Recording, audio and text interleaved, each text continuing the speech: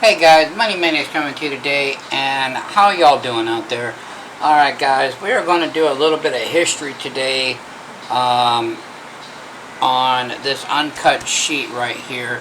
I'm going to let you guys know what it is. I'm going to try to give you as much details and description as I possibly can. As you can see, it is an uncut sheet. As you can see, it is State of Virginia Traders Bank. And also, as you can see, there's different denominations on it. Okay, so we're going to get right into this. So what happened was with this, guys, in the 1860s, the the American Banknote Company. Let me get my microphone closer so you guys can hear me. American Banknote Company, known as the, for this video, we're going to call it the ABNC. Okay, so the ABNC from now on is the American Banknote Company. And basically, anytime you see these here, these are reprints, guys. It doesn't matter if it's a full sheet or if they're singled, but these are reprints, but they are real, and I will explain all of that because I know I just confused a lot of you people. So I'm going to try to make this short, but I'm going to also try to give you as much detailed information. So I hope you guys sit there and sit back with us. And I hope you guys enjoy the history. I told you guys I was going to get back into the history of the currency. You guys wanted me to do that again, so here we go. Alright guys, so this here, right before the Civil War, the bank ordered from the ABNC a series of notes to be printed for them. The plates were made and approved that the notes were ordered. Okay, so when they did that. However, the American Civil War started, and unfortunately the ABNC decided that it was located in the north, so it could not supply the southern banks with the notes for the south. Virginia was one of the borderlining states. At first it was north, and it tried to stay neutral. It didn't want any, but eventually it went to the Confederate side. So the notes were never printed. Okay, the plates were but none of these notes were ever printed. Okay, so at the end of the war, the bank, which was in Richmond, Virginia, as you can see, the city of Richmond. I don't know if you guys can see that. I'll try to bring that up. As you can see, the city of Richmond, Virginia, okay, was destroyed and ceased business. Well, obviously it was destroyed, so they. But in the 1960s and early 70s, the original banknote plates for these notes was sold by the ABNC. So the plates that originally made these from the 1860s was sold. The buyer then had an old-time printer with a screw press and the original plates and made the restrikes.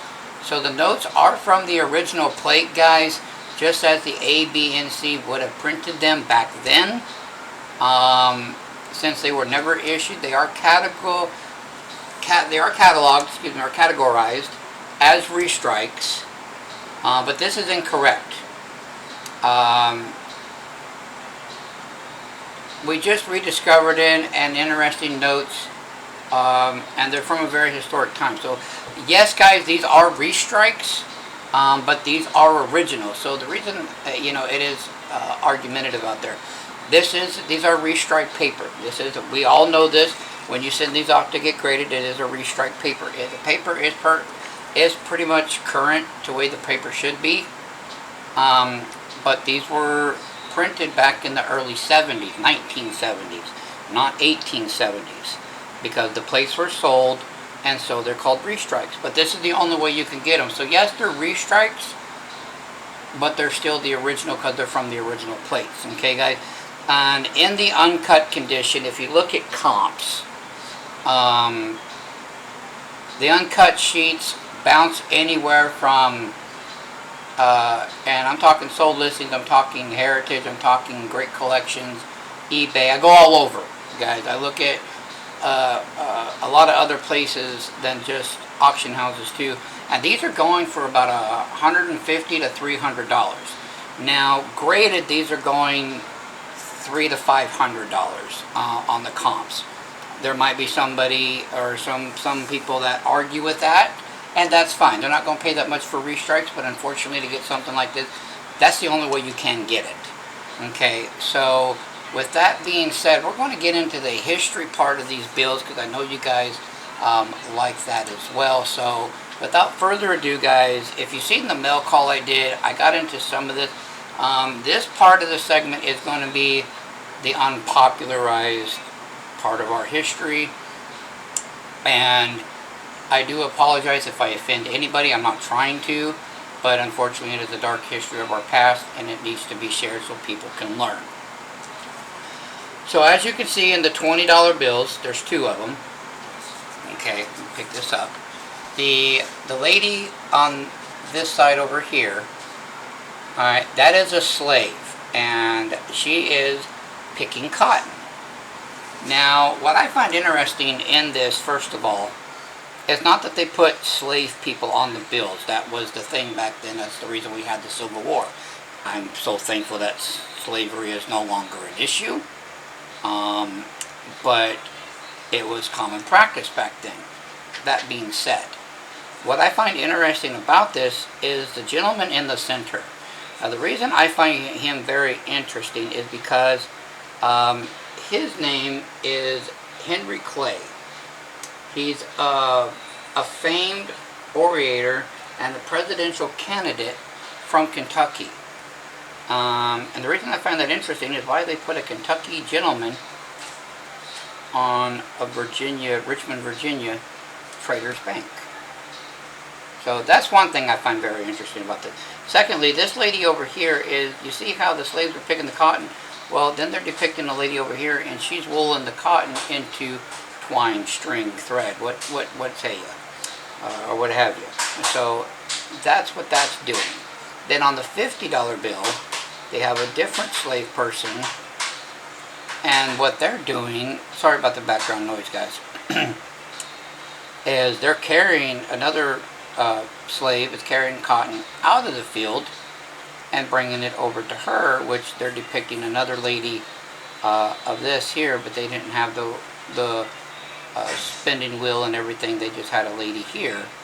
And this is one version of Lady Liberty. There, that is one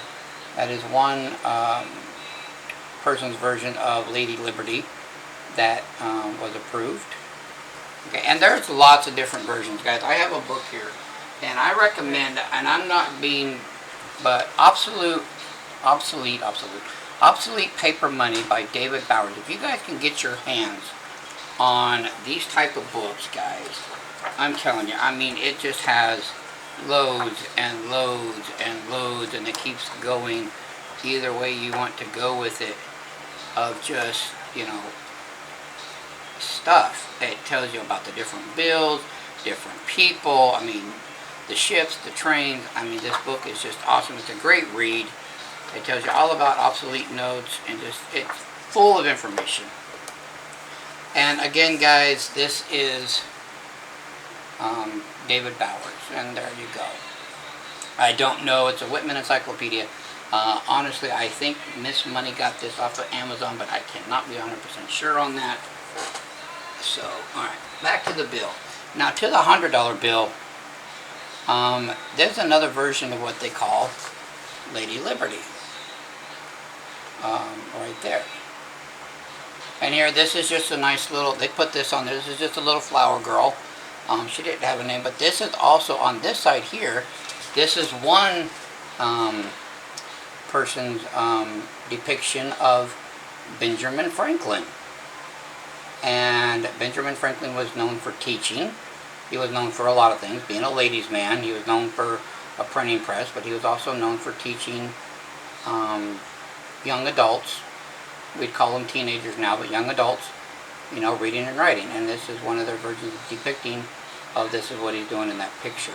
So anyway, this is just an overall cool note. I hope I didn't offend anybody again. I hope I didn't bore you guys. But so yeah, these so when you see these guys, and PCGS or NGC, they will grade them. So you know, but they will put the restrike on the label, but because they're original, because these were never made in the 1860s. like they were supposed to do. So the plates didn't get sold and nothing got printed until the 1960s. These really started getting printed out in the 1970s. But because these are all that we have, they still hold their obsolete currency value as if they were printed back in the 1800s. So guys, I hope you enjoyed this little bit of history lesson today. You know, part of our history is dark. And you know, I hate the saying it is what it is, but unfortunately with this one, you know, that's just the way it is. You know, we had dark history, and I'm glad it's over. Honestly, I wish I lived back then, but I'm glad I didn't live, you know, through the slavery and stuff of that nature. I'm very thankful for that. But guys, until next time, until the next history lesson on something, I hope you guys appreciated this. And I do apologize that this video was more lengthy than I wanted, but I needed to get all those details in there for you. So until next time guys, this is Money Maniac signing out. Y'all have a great day.